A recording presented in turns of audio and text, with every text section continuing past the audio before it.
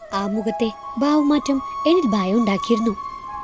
കാരണം മാഷിനെ ഇത്രയൊരു ഗൗരവഭാവത്തിൽ കാണുന്നത് ആദ്യമായിട്ടായിരുന്നു.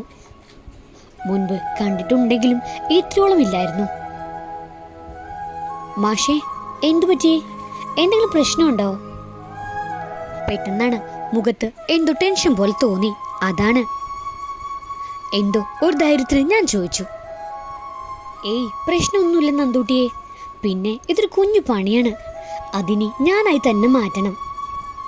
അതൊന്നും എൻ്റെ കാന്തരി ഓർക്കണ്ടാട്ടോ, മാഷ് പറഞ്ഞു. എന്നോട് പറയാൻ പറ്റുമെങ്കിൽ പറ, അല്ലാതെ ഇങ്ങനെ ഒറ്റയ്ക്ക് മനസ്സിലിട്ടോണ്ടിരുന്ന അത് പിന്നെയും പിന്നെയും സങ്കടം കൂട്ടത്തേ ഉള്ളൂ. അതറിയണം എന്നുള്ള ഒറ്റ ചിന്തയിൽ ഞാൻ മാഷിനോട് അതേപ്പറ്റി ചോദിച്ചുകൊണ്ടിരുന്നത്. അവളുടെ എന്ത് മെസ്സേജാണ് മാഷിനെ ഇത്രയും ടെൻഷനാക്കിയത്? നിന്നോട് പറയാതെ എന്താ നന്ദു എനിക്കിനി വിളിക്കാനുള്ളത്? എൻ്റെ ജീവിതത്തിലെ നല്ലതായും ഇനി അതല്ല കെട്ടതായാലും സന്തോഷമോ സങ്കടമോ അങ്ങനെ എന്ത് തന്നെ ആയാലും അതെല്ലാം നിന്നോട് ഷെയർ ചെയ്തുകൊണ്ട് മാത്രം, അല്ലാണ്ട് ഒളിച്ചു വെച്ചുകൊണ്ട് ഒന്നുമില്ല. അങ്ങനെ ചെയ്തുകൊണ്ട് എന്ത് ലാഭം? മാഷ് പറഞ്ഞു നിർത്തി. അയ്യോ മാഷേ, എന്നിൽ നിന്ന് എന്തെങ്കിലും ഒളിക്കുമെന്നോ ഒളിക്കുന്നെന്നോ അല്ല ഞാൻ പറഞ്ഞത്. ഈ പ്രശ്നം എന്താണെന്ന് അറിയില്ലല്ലോ, അതാ ഞാൻ പറഞ്ഞു നിർത്തി. നന്ദൂട്ടി, അത്ര വലിയ കാര്യമൊന്നും അല്ല. ഞങ്ങൾ ഫാമിലി ഫ്രണ്ട്സാണ്, അയൽക്കാര്. അങ്ങനെ കുറെ ബന്ധങ്ങളുണ്ട് റോഷ്നിയുടെ ഫാമിലിയും എൻ്റെ ഫാമിലിയും തമ്മിൽ. അപ്പോൾ ചെറുപ്പം മുതൽ ഞങ്ങൾ തമ്മിൽ നല്ല സൗഹൃദമാണ്, മാഷ് പറഞ്ഞു നിർത്തേ. ഞാൻ റോഷിനിയെ പറ്റി ഒന്നും അറിയാത്തതുപോലെ മാഷിന്റെ മുമ്പിൽ നിന്നു. അഖില പറഞ്ഞിട്ട് അറിഞ്ഞതാണെന്നും ഞാനെങ്ങനെ അവളെ പറ്റി അന്വേഷിച്ചറിഞ്ഞെന്നും അദ്ദേഹം എങ്ങനെ പ്രതികരിക്കുമെന്ന് അറിയില്ലല്ലോ.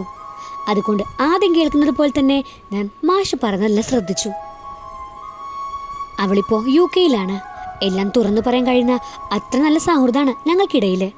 അതുകൊണ്ട് തന്നെയാവും ഇപ്പോൾ ഇങ്ങനൊരു മെസ്സേജ് അവൾ അയച്ചതും. അവള് അവിടെ വെച്ച് തന്നെ അവിടെ സെറ്റിൽഡായ ഒരു ഡോക്ടർ പയ്യനുമായി മാരേജ് ആയെന്ന്. അതിന് ഞാൻ അങ്കിളിൻ്റെയും ആൻറ്റിയുടെ അടുത്ത് സംസാരിക്കണമെന്ന്. എന്നെ വിളിക്കാൻ അവൾക്ക് പേടിയെന്ന്. അവളൊരു വാക്ക് പറഞ്ഞിരുന്നെങ്കിൽ തീർച്ചയായും അത് നല്ല രീതിയിൽ തന്നെ നടത്തി കൊടുത്തേനെ എന്ന് മാഷ് പറഞ്ഞു. അത് സത്യം തന്നെയാണ്. എപ്പോഴാണ് ഈ ശാന്തമായ തിരമാലുള്ള കടല് സുനാമിയായി മാറുന്നത് പറയാൻ പറ്റില്ലല്ലോ. ഞാൻ ഓർത്തു, എൻ്റെ ഈശ്വരന്മാരെ നിങ്ങൾ കാത്തു. ഞാൻ ഓർത്തു ഇനി അവൾ എനിക്കൊരു കുരിശാവൂന്ന്. പിന്നെ നമ്മുടെ ചാൻ അങ്ങനെയൊന്നും പോവില്ലെന്ന് ഉറപ്പുള്ളത് കൊണ്ട് വലിയ ടെൻഷനൊന്നുമില്ല. എന്നാലും വെറുതെ എന്തിനാ ഈ പാവം എൻ്റെ ജീവിതത്തിലെ ഒരു വില്ലത്തി എന്നൊക്കെ ചിന്തിച്ചു നിന്നപ്പോഴാ ദാ വന്നു എൻ്റെ കിളിയെ പറത്തി വിട്ടുകൊണ്ട് നമ്മുടെ ഇച്ചായ മാഷിന്റെ ചോദ്യം. നന്ദുവേ, വീട്ടിൽ അച്ഛനും അമ്മയെ സമ്മതിക്കോ ഈ പാവം നസ്രാണിച്ചക്കനെ കേട്ടാൻ? പോരാത്തതിന് നിന്റെ സാറും. മിക്കവാറും എന്തെങ്കിലുമൊക്കെ നടക്കും അല്ലേ നന്ദുട്ടി? അച്ഛനും അമ്മയും സമ്മതിക്കും മാഷേ, എനിക്ക് ഉറപ്പുണ്ട്. അങ്ങനെ എൻ്റെ ഇഷ്ടങ്ങൾക്കൊന്നും അവരെതിർന്ന് നിന്നിട്ടില്ല. ഇനി അവരെതിർത്താലും ഞാൻ അങ്ങ് കോട്ടയം വരും ചായ.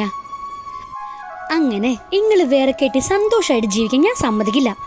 എന്നെ കൊണ്ട് നിങ്ങൾ അനുഭവിക്കണേ ചായ മാഷേ. നന്ദു, നീ പറഞ്ഞതുപോലെ ഞാൻ എന്തായാലും വേറെ കെട്ടാനൊന്നും പോകുന്നില്ല. എന്നാ നിന്നെ കെട്ടി ഈ കുരിശ് ചുമക്കുകയും ചെയ്യും, അതും എല്ലാവരുടെയും സമ്മതത്തോടെ. അല്ലാതെ എൻ്റെ കാന്താരി തമാശയ്ക്ക് പറഞ്ഞാണെങ്കിൽ പോലും അങ്ങനെ ആ പാവാച്ചനെയും അമ്മയും വേദനിപ്പിച്ചിട്ട് നമ്മൾ എത്ര സന്തോഷമായിട്ട് ജീവിച്ചിട്ട് എന്ത് കാര്യം? നീ ജനിച്ച കാലം മുതൽ നിനക്കായി മാത്രം ജീവിച്ചവരാണ് അവർ രണ്ടുപേരും. നിന്റെ സന്തോഷങ്ങളാണ് അവിടെയിരുന്ന് വിശ്വസിക്കുന്നവര്. നമ്മുടെ സന്തോഷങ്ങൾക്കായി അവരുടെ തല മറ്റുള്ളവരുടെ മുമ്പിൽ താഴാൻ നമ്മൾ കാരണമായ പിന്നെ എന്താ? അതൊക്കെ നമുക്ക് മനസ്സിലാകണമെങ്കിൽ അങ്ങനൊരു സാഹചര്യം നമുക്ക് വരുമ്പോഴാണ്, മാഷ് പറഞ്ഞു. ഇച്ചായ, ഞാനത് വെറുതെ പറഞ്ഞതാ. എനിക്കറിയാം മനസ്സ്, അതുകൊണ്ട് ഞാൻ അങ്ങനെയൊന്നും ചിന്തിച്ചിട്ടുകൂടിയില്ല. അതാണ് എൻ്റെ കാന്താരി. പിന്നെ വർഷം എന്ത് പറഞ്ഞു വിളിച്ചിട്ട്? മറ്റന്നാൾ മുതൽ ക്ലാസ് തുടങ്ങും. അപ്പോൾ ഇങ്ങോട്ട് വരാൻ നിൽക്കണ്ട, കറക്റ്റായിട്ട് കോളേജിൽ പോയാൽ മതി. അതൊക്കെ ഞാൻ പൊക്കോളാം. പക്ഷെ വൈകിട്ട് ഇവിടെ വന്ന് ഹാജർ വെച്ചിട്ട് മാത്രമേ പോവൂ. അതിന് മാഷ് എന്ത് പറഞ്ഞാലും വേണ്ടില്ല.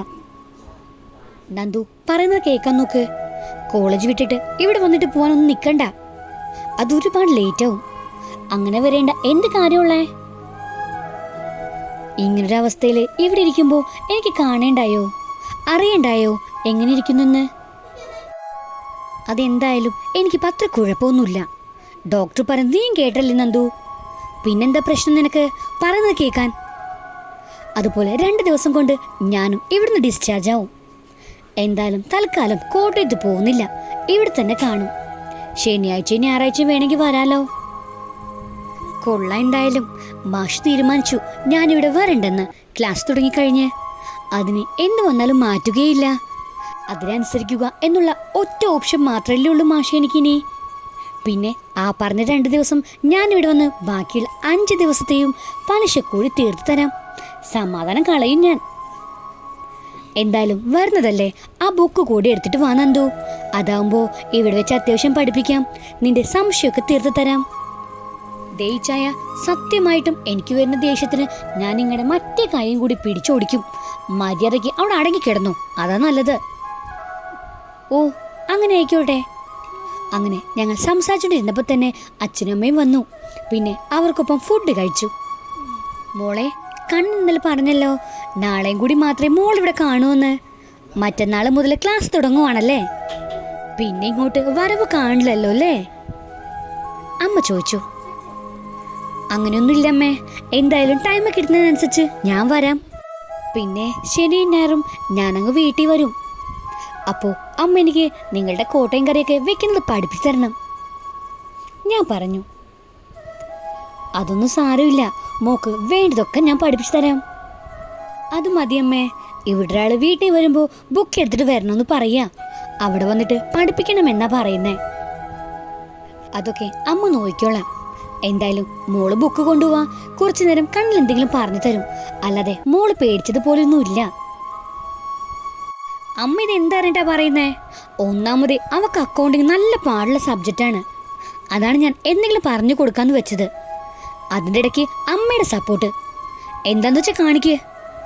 മാഷ് ഇടയ്ക്ക് കയറി പറഞ്ഞു. എൻ്റെ കണ്ണ, നീ ചുമ്മാ അത് ഇങ്ങോട്ട് പേടിപ്പിക്കാതെ. നീ പഠിപ്പിച്ചോ, അത് സാരമില്ല. പക്ഷെ അതിൻ്റെ കൂടെ മോളുടെ ഇഷ്ടങ്ങൾ കൂടി അറിയാൻ നോക്ക്. എപ്പോഴും പഠിപ്പ് തന്നെ ആവരുത്. അമ്മ ഇച്ചിരി ഗൗരവത്തോടെ തന്നെ പറഞ്ഞു. അത് കേട്ടിട്ടാവണം പാവം മാഷിന്റെ മുഖം കടന്നൽ കുത്തിയതുപോലെ ആയത്.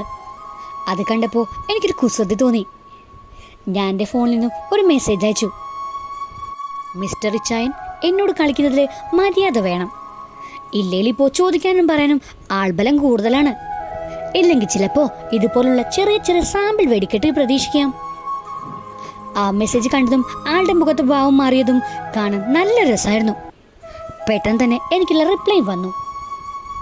ഡി കാന്താരി, ഇപ്പം ഈ കാണിച്ചുള്ള പ്രതിഫലം ഞാൻ നല്ല രീതിയിൽ തന്നെ തിരിച്ചു തരും.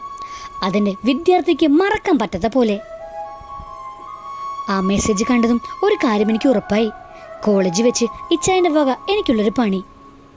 ദൈവമേ, നിങ്ങൾ തുണയെന്നും മനസ്സിൽ പറഞ്ഞ് ഞാനവിടെ ഇരുന്നു. അപ്പോഴാണ് അമ്മ താഴെ എത്തിയെന്നും പറഞ്ഞ് വിളിച്ചത്. അവരോടെല്ലാം യാത്ര പറഞ്ഞ് ഞാൻ ഇറങ്ങി. തിരികെയുള്ള യാത്രയിൽ ഞാൻ ചിന്തിക്കുമായിരുന്നു, ഇനിയിപ്പോൾ ശരിക്കും അവർക്കിടയിൽ ഞാനും ആ വീട്ടിലൊരാളായി പൂർണ്ണമായി മാറിയിരിക്കുന്നു. അവർക്കൊപ്പം ഇരിക്കുമ്പോൾ എൻ്റെ വീട്ടിലിരിക്കുന്നത് പോലൊരു ഫീലിംഗ് ആണ്. അത്രമേൽ കരുതലും സ്നേഹവും വാത്സല്യവും എല്ലാം ആ അച്ഛനും അമ്മയും എനിക്ക് നൽകുന്നുണ്ടായിരുന്നു. എന്നാ നമ്മുടെ മാഷ് നട്ടപ്പതിരയ്ക്കും എനിക്ക് ട്യൂഷൻ എടുക്കണമെന്ന വാശിയിലും. കണ്ടറിയാം എന്തൊക്കെയാണ് ഇനി നടക്കാൻ പോകുന്നതെന്ന് ആലോചിച്ച് ഞാനിരുന്നു. അങ്ങനെ ഇരിക്കെ പെട്ടെന്ന് എൻ്റെ ഫോണിലേക്ക് ഒരു ഫേസ്ബുക്ക് നോട്ടിഫിക്കേഷൻ വന്നു. അത് മാഷിൻ്റെ പോസ്റ്റായിരുന്നു.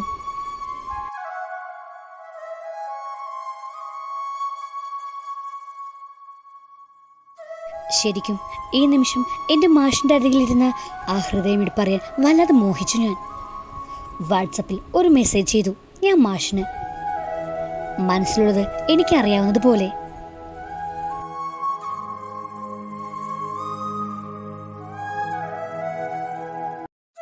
ഐ ലവ് യു ചായ. ഈ ലവ് സ്റ്റോറിയുടെ ബാക്കി കേൾക്കാൻ നിങ്ങൾക്ക് താല്പര്യമുണ്ടെങ്കിൽ സബ്സ്ക്രൈബ് ചെയ്ത് സപ്പോർട്ട് ചെയ്യുക. കൂടത്തിൽ തന്നെ ബെല്ലൈക്കണും പ്രസ് ചെയ്യാൻ മറക്കരുത്. Thank you.